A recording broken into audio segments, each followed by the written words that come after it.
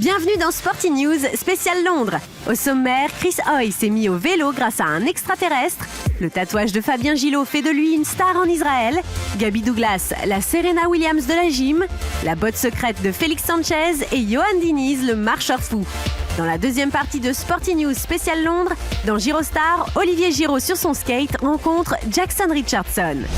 Avec 12 médailles olympiques sur 14 compétitions de vélo de piste et de route à Londres, on peut dire que ce sport est dominé par l'équipe anglaise. Un homme est cité plus souvent que les autres au sein de la Team GB. Avancez, chevalier du royaume. Mesdames, Messieurs, Sir Chris Hoy. Après avoir gagné sa 6e et dernière médaille d'or olympique, le téléphone de l'Écossais n'a pas arrêté de sonner. Quand à ton retour, tu vois ton téléphone et tu as je ne sais pas combien de textos et de messages Twitter, littéralement des milliers de gens qui t'envoient des félicitations. Quand tu vois des amis que t'as pas vus depuis longtemps parce que t'as dû faire tant de sacrifices, et je ne me plains pas. Mais maintenant, je réalise que je peux passer plus de temps avec mes amis et ma famille pour compenser tout ce temps que j'ai passé à m'entraîner loin de chez moi. Étonnamment, Sir Chris a eu envie de faire du vélo en regardant un extraterrestre. C'est vrai, j'ai eu envie de faire du vélo après avoir regardé le film E.T. J'avais environ 6 ans et je n'avais jamais vu du BMX avant. Je ne me suis pas dit qu'on pouvait pédaler et s'envoler dans le ciel. C'était la séquence où ils sont en train de faire des sauts et se font chasser par la police. Et je me suis dit que c'est génial, c'est fantastique. Peu après, j'ai eu un BMX et j'ai commencé à faire des courses. Et ça m'a mis sur la trajectoire pour arriver où je suis aujourd'hui. Piercing, tatouage, les champions en sont fans. Des caractères chinois, des dessins maoris ou encore le prénom de leur femme, mère ou enfant. C'est pas toujours très original. Le nageur français, médaillé d'or sur le relais 4x100, Fabien Gillot, a lui innové et ça lui a valu de devenir célèbre en Israël. Ah ouais, j'en ai entendu parler, c'est celui-là qui intéresse tout le monde en ce moment, je crois, ouais. C'est une phrase en hébreu et apparemment en Israël ça a fait la couverture de tous les journaux et des programmes télévisés là-bas. Parce que ça veut dire sans eux je ne suis rien et bon, l'histoire est longue mais ça a été beaucoup repris là-bas. Ouais. C'est en fait un hommage à son grand-père, survivant d'Auschwitz, décédé cette année. Ce tatouage n'est pas le premier. Fabien s'est fait tatouer les anneaux olympiques sous le bras droit. Il pense déjà au prochain pour immortaliser sa médaille d'or olympique. Ouais, probablement un petit peu là, ouais, m'attaquer sur l'épaule. Et j'ai pas encore de dessin bien prédéfini, mais je vais essayer de me trouver un petit truc sympa. Ouais. Voici l'écureuil volant, Gabby Douglas. Âgée de 16 ans, elle est la première noire américaine à gagner la médaille d'or aussi bien en équipe qu'en individuel dans une compétition olympique de gymnastique. C'est vrai, il n'y a pas beaucoup de noirs américains ou de couleurs dans ce sport. Et je suis contente de pouvoir en parler et dire qu'il faut se battre pour ses rêves et ne jamais abandonner. Si tu as la passion et l'énergie, définitivement, bats-toi pour ce que tu veux. Être comparé aux sœurs Vénus et Serena Williams, c'est définitivement extraordinaire. Ma mère m'a raconté qu'elle a rencontré Serena, elle était en train de donner une interview et Serena disait quelque chose comme « C'est tellement énorme, est-ce que vous savez ce qu'elle a fait? C'est énorme !» Et je suis tellement heureuse de suivre leurs traces, je me sens définitivement honorée. Le succès de son équipe a provoqué un véritable raz-de-marée médiatique. Mais toute cette attention n'empêche pas Gabby et ses coéquipières d'apprécier leur adolescence. Nous sommes toujours des ados et on adore traîner dans les centres commerciaux et faire du shopping, acheter des fringues, acheter des chaussures ou se maquiller, se coiffer. Et parfois, on parle de garçons parce que c'est naturel et que nous sommes des filles. Nous sommes toujours des adolescentes à l'intérieur. Nous faisons du shopping ensemble et on décide ce qu'on va mettre pour un shooting photo. Et est-ce qu'on peut avoir une nouvelle garde-robe pour ce shooting? Une renaissance. Le titre olympique de Félix Sanchez sur 400 mètres haies a surpris. À bientôt 35 ans, tout le monde le disait fini. Le Dominicain a prouvé le contraire. On a rencontré ceux qui sont à l'origine de son retour au premier plan. Ils sont français, ils s'appellent Cédric et Jean-Michel et ont développé une méthode révolutionnaire de préparation mentale, l'énergie performance. On fait des protocoles qui sont basés entre 6 à 12 séances, où à l'issue de ces séances, l'athlète a une amélioration nette de ses performances, sa qualité d'entraînement. Et c'est surtout, après cela, il est capable de se maintenir dans ce qu'on appelle l'état de la zone, beaucoup plus rapidement. Cette fameuse zone où justement il va moins penser, moins avoir d'affect. Dépollue l'athlète de tout ce qui le pollue mentalement. Parce que vous savez que quand vous avez une pensée, après ça crée une émotion, un psychisme, et après ça crée une sensation physique. Une limite physique d'un athlète ou une blessure vient d'abord d'une limite mentale. Les blessures ont longtemps éloigné Félix Sanchez de la piste. Mais le Dominicain voulait retrouver les sommets. C'est pour cela qu'il a fait appel au préparateur d'énergie performance juste avant les mondiaux de Daegu en 2011. Au début, je ne voulais pas travailler avec eux. Mais finalement, je me suis dit, pourquoi ne pas essayer quelque chose de nouveau ? Ça te permet de canaliser de l'énergie que tu ne savais même pas que tu avais et la concentrer où tu en as besoin.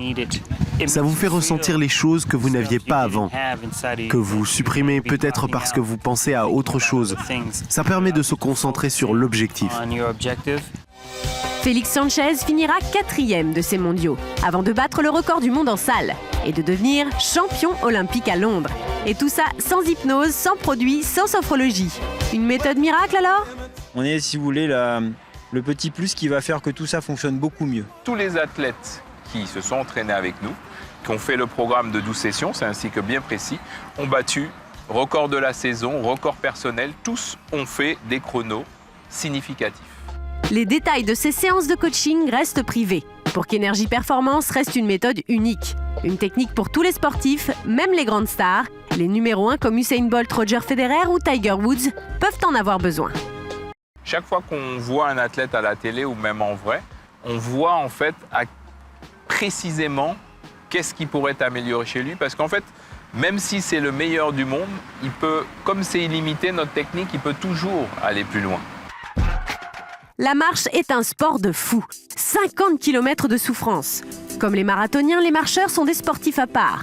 Ils repoussent sans cesse les limites de la résistance à la douleur.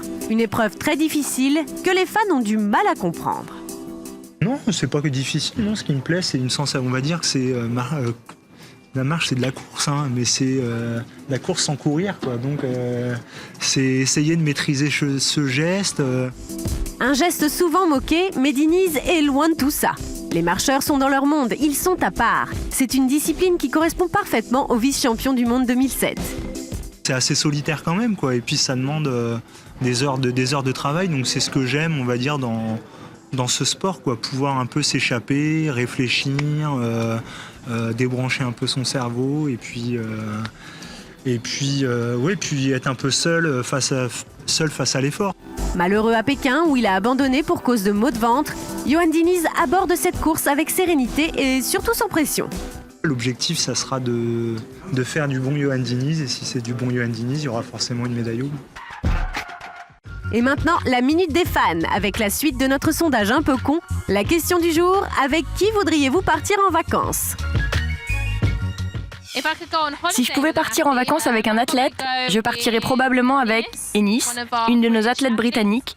Comme ça, elle pourrait essayer de me garder en forme et essayer de m'entraîner pour mes vacances. Simon Whitfield, juste parce qu'il serait un super partenaire d'entraînement et comme lui, je fais du triathlon et je pense que ce serait génial de développer mon expérience grâce à lui. Usain Bolt, j'ai plein de questions à lui poser, c'est juste une légende. Je choisis le gymnaste français Hamilton Sabot. Il est vraiment, vraiment beau. Et peut-être qu'il peut tenir une vraie conversation, je ne sais pas. Je pense que je choisirais toute l'équipe néerlandaise de hockey féminin, parce qu'elles sont marrantes et qu'elles feraient d'énormes fêtes. Vous connaissez cet homme ? C'est Olivier Giraud, champion d'Europe, champion du monde et champion olympique de hand. Et capitaine, rien que ça. Aujourd'hui, Olivier a rangé son ballon et c'est sur son skate qu'il nous emmène avec lui à Londres. Bonjour à tous, aujourd'hui nous allons rencontrer quelqu'un, ça me donne des frissons de le rencontrer parce que c'est quelqu'un qui me tient à cœur, qui m'a fait aimer le handball. Je n'aurais jamais imaginé jouer au handball s'il n'y avait pas eu un garçon comme lui. Il a des cheveux longs mais un petit peu bouclés. C'est Jackson Richardson, l'un des plus grands handballeurs du monde. Je vous emmène à ses côtés. Je vais passer tout de suite dans le vif du sujet. Avant de commencer l'interview, je vais te mettre un petit son et on va voir si tu connais. D'accord, on commence bien. Tu sais que je suis pas vraiment terrible au niveau musique.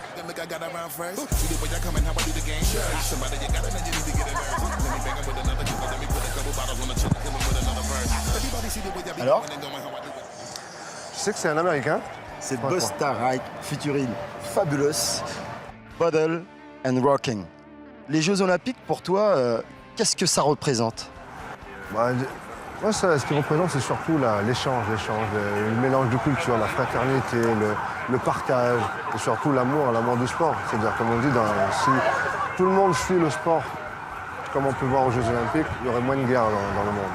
Alors, je pense que les faits de connaître d'autres sportifs qui sont d'autres nations, et je pense que ça pourrait donner l'amour et l'espoir de l'évolution de la vie.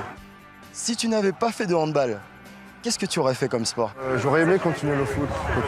Pourquoi? Parce que bon, j'avais une passion pour le ballon rond, que ce soit le basket, que ce soit le handball.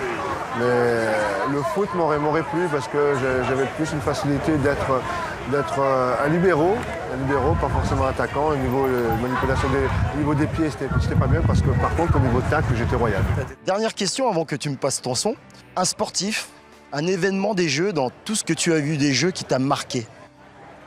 Ouais, mais j'ai envie de faire marche arrière. C'est vrai que les Jeux Olympiques est quand même très marquant. C'est vrai que Barcelone, on peut dire voilà, c'est l'un des meilleurs, mais moi ça reste quand même celui de Séoul. Séoul, pourquoi? Parce que c'est un peu grâce à ces Jeux Olympiques, j'étais avec mon père, j'ai eu l'occasion de suivre la course de Carl Lewis. Et en fait, pour moi, c'est un grand monsieur.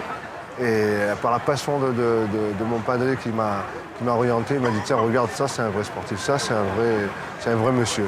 Et en fait, c'est comme ça qu'il m'a donné envie et d'avoir la motivation un jour de faire les Jeux Olympiques. Bon, pour finir, mon Jack, sur quel son tu voudrais qu'on se quitte? Ouais, mais là, je suis un peu au courant d'idées. Je sais pas, moi j'ai envie d'orienter, c'est là, pas plus tard que tout à l'heure, j'ai écouté une chanson, c'est All You, je sais plus si ça dit quelque chose, Gibson. Avec Don Omar. C'est ça? Et Natacha. Ça me dit quelque chose? Bah ouais, ça me dit quelque chose. Fais-moi plaisir, envoie la musique. Et la musique, elle va partir et on te remercie. Et voilà, mon Jack, très content. Merci d'être venu dans notre émission. Et on continue les Jeux. Allez, à tout à l'heure. Salut. Sporty News spécial Londres, c'est fini pour aujourd'hui. On revient vite.